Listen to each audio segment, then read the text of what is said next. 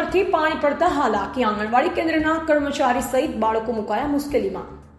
1 વર્ષ અગાઉ જ બનેલા મકાનમાંથી પાણી ટપકતા બાળકોને હાલાકી, વરસાદના ભેજના કારણે આંગણવાડીમાં પાણી ટપકતા સરસામાન્ય થાય છે નુકસાન।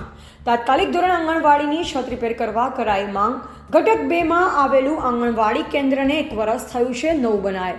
1 જ વર્ષમાં પાણી પડવા લાગ્યું, કોન્ટ્રાક્ટરનો ભ્રષ્ટાચાર આવ્યો છે સામે। આવા કોન્ટ્રાક્ટરો સામે તપાસ કરી કાયદેસરની કાર્યવાહી હાથ ધરવામાં આવે તેવું ગ્રામ લોકો દ્વારા ચર્ચા ચાલી રહી છે। આવા કોન્ટ્રાક્ટરો સરકારી તિજોરીને ચૂનો લગાવી પોતાનું ઘર ભરી રહ્યા છે।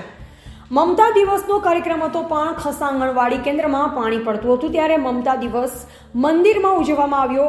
કેવી કમનસીબી, આંગણવાડી કેન્દ્ર નવું બનાવવામાં આવ્યું પણ મમતા દિવસ મંદિરમાં ઉજવવો પડ્યો। એવા જયંતિભાઈ ઠક્કર, સિયોરી, કાંકરેજ।